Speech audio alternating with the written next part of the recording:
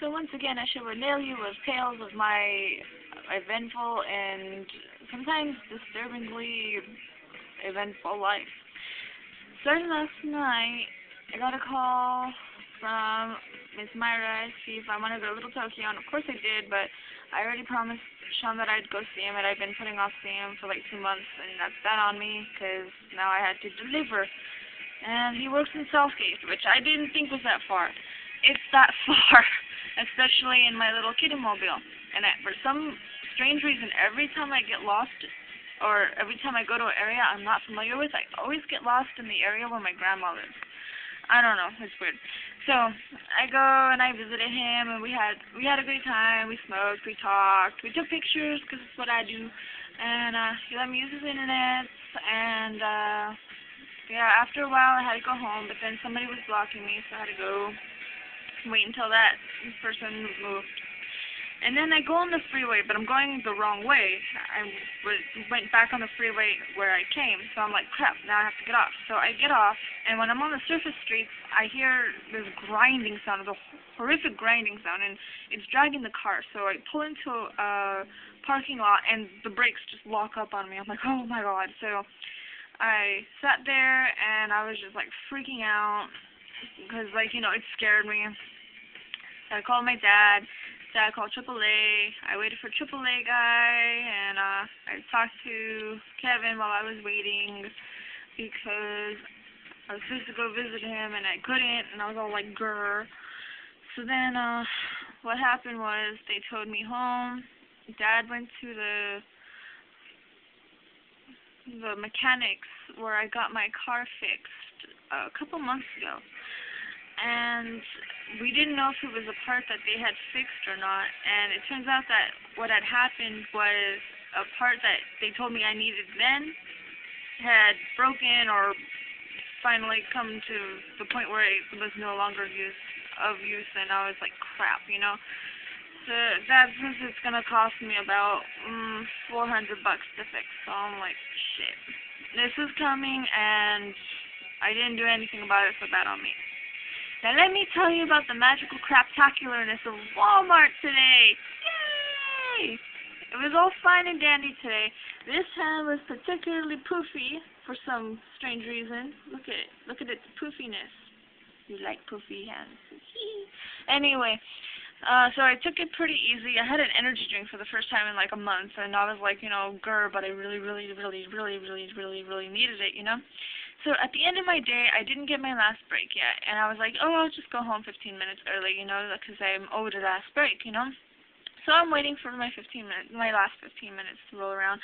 I get a customer, older Mexican woman, and she's about to leave, and then she comes back and says, you gave me cash back. And I said, you asked for cash back. It said so right there on the receipt, $20 cash back. And she said, no, I don't want it. And I said, well, you asked for it. And she said, I didn't ask for it. I said, this is the way the machine works. When you ask for cash back, it later asks you to confirm it to make sure you really want it. And it says, yes, change amount, or no cash. Those are your options. You pay attention to the options. That's what it is, okay? So she says, no, you asked for the cash back. I said, no, of course not. How could I do that? You asked for the cash back, and I explained to her how the system works. You need to confirm it to get the cash back, so there's no way that you could not have known that you got it back.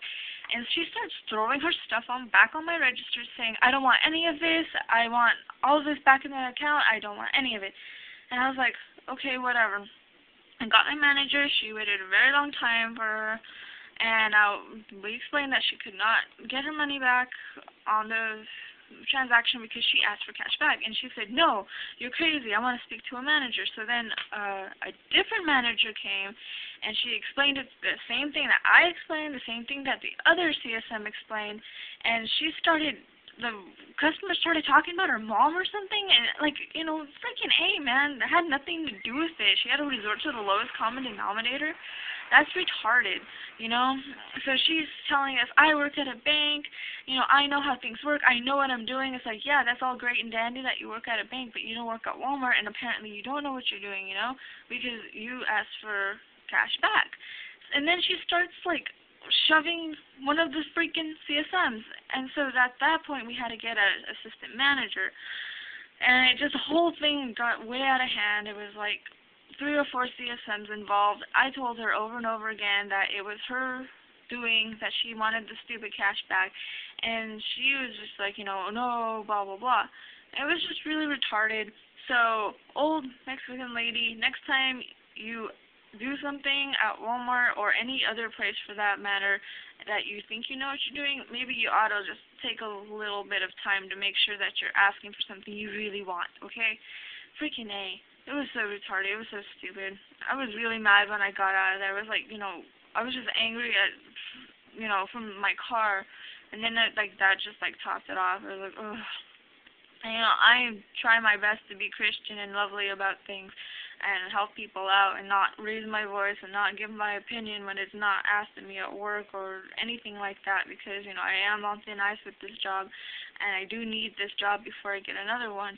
And it is not my intention to piss anybody off or make anybody angry at me. But when you accuse me of doing something that I know I didn't do, or when I know you made a mistake and you may not have realized it and I'm trying to explain it to you, try to take it for what it is. Not everyone's out to get you. So, well, other than that, I can't go to the stupid concert I wanted to go to yesterday. I wanted to go see Monsters Are Waiting, and now I can't because my car's in the shop. I don't have more money to put into my mom's car for gas. I don't have really that much money at all until next week. But good news, tomorrow's my birthday and I don't work. Yay! And I'm pretty excited. I'm going to be 23 years old. I'm going to be 1 year older and a little bit more bitter. But other than that, everything's pretty good. Everything's cool. Everything's awesomeness. I am just tired of my job. I'm tired of being broke. And I just can't wait till the next coming weeks. Lots of birthday parties coming up. Lots of concerts coming up. And hopefully my car won't give me any more problems, because that's just bugging the crap out of me. I know I need a new car, but I need a new job that gives me more money for a new car. So, wherever you are doing, wherever you are, I hope that this has brought you some kind of sick entertainment for the past 8 minutes or so. And, yeah, that's about it. Wherever you are, stay happy, stay safe, stay cool, stay calm, and count your blessings. I'll see you when I see you. Bye.